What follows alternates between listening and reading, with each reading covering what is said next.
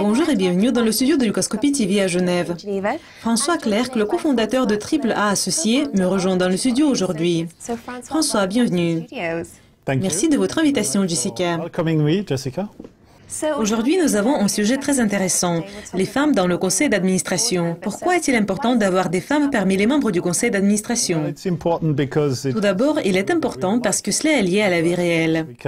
Nous pouvons dire que nous devons avoir des femmes dans les équipes du conseil, non seulement parce qu'elles sont insuffisamment représentées selon les statistiques, mais aussi tout simplement parce que les femmes représentent une partie de la vie réelle, du point de vue démographique et du point de vue économique.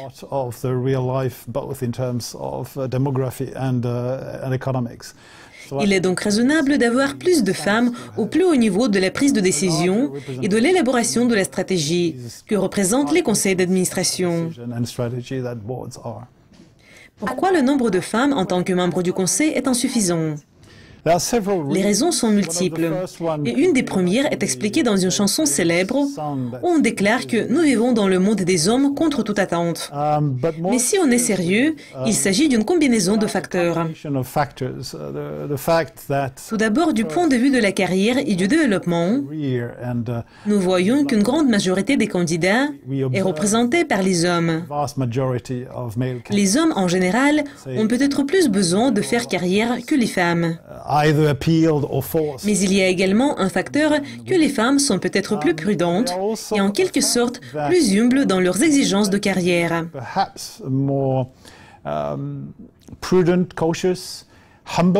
Et elles hésitent à assumer de nouvelles responsabilités. Elles ne se sentent pas assez prêtes pour ces responsabilités. Et quel sera l'effet de l'augmentation du nombre de femmes dans les conseils?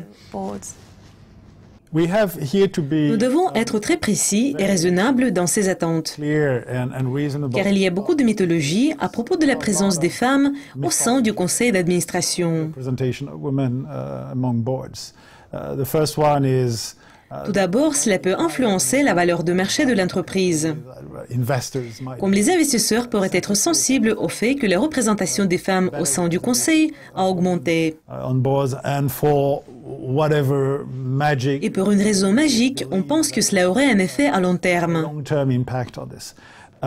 Il y a aussi un mythe que les femmes ont des compétences ou des capacités particulières ou des talents qui vont immédiatement influencer le conseil. Je ne crois pas à ces insinuations et je ne connais pas d'enquête scientifique concrète qui puisse le prouver. Et pourtant, il est important de comprendre un point. Je crois que chacun a observé dans la vie professionnelle, la vie privée ou la vie sociale que quand une femme apparaît dans un groupe d'hommes ou vice-versa, nous parlons de cette sorte de diversité, le comportement général connaît des changements. Le groupe n'est plus le même. Et juste en raison de cet effet simple, il vaut la peine de considérer cette sorte de mélange et de promouvoir cette diversité de sexe.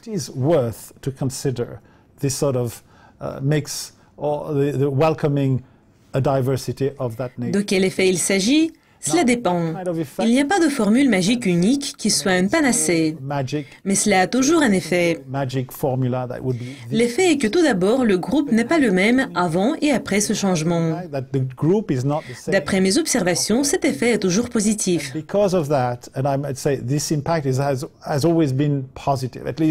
Par conséquent, je recommande aux membres du conseil, aux hommes membres, d'encourager et d'accueillir les femmes, juste en raison de cet effet simple, qui devrait aller au-delà des discussions sur la personnalité, le sexe et des discussions magiques ou celles mythologiques.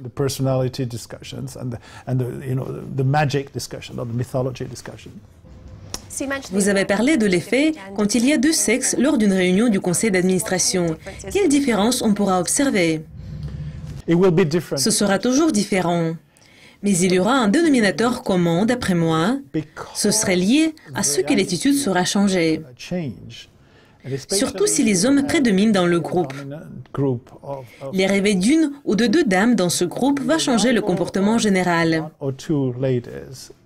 Et par conséquent, cela va changer tout le processus. Et en plus, cela va influencer la façon dont vous discutez les sujets et enfin la façon de générer la stratégie de développement, ce qui est la principale fonction du conseil d'administration.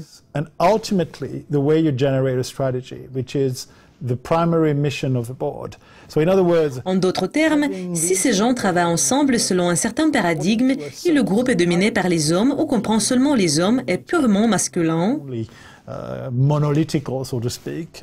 au moment quand vous ajoutez cette pensée de sel, ce facteur de femme si vous voulez, je suis sûr que c'est pour le bénéfice de la qualité de la discussion et de la dynamique du groupe. I'm absolutely convinced that it is for the benefit of the quality of the discussion and the group dynamics. Par conséquent, le résultat qui serait, dans ce cas, l'élaboration de la stratégie avec le chef de la direction et d'autres responsables, le résultat et la qualité seraient meilleurs. Donc, vous avez parlé du principal avantage de la présence des femmes dans le conseil d'administration. Est-ce qu'il y en a d'autres? C'est un avantage énorme. Si vous considérez l'importance de la stratégie et la capacité du conseil pour générer une stratégie de haute qualité, non seulement une stratégie de qualité parce qu'elle a été élaborée par des gens intelligents, mais parce qu'elle est réalisable, raisonnable, cohérente et elle va en ligne avec l'histoire, l'économie et l'avenir.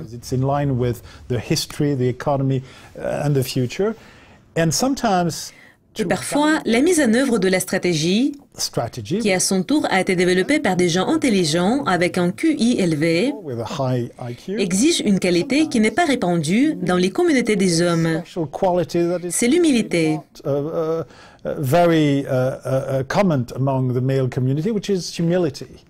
ne veux dire en aucun cas que les femmes sont nécessairement plus humbles que les hommes. Mais je pense, et c'est ce que j'observe, que la femme ne va pas hésiter à poser une question simple, comme par exemple, est-il vraiment raisonnable? Ou, pardon, tout cela c'est très bien, mais je ne le comprends pas. Et par cette question simple, qui d'après moi révèle une très puissante confiance en soi dans le bon sens du mot, mais en même temps l'humilité dans l'action, ce qui veut dire « D'accord, messieurs, nous avons fait un bon travail, mais à la fin de la journée, il y a une chose que je ne comprends pas. Nous pouvons vérifier de nouveau pour être sûrs. »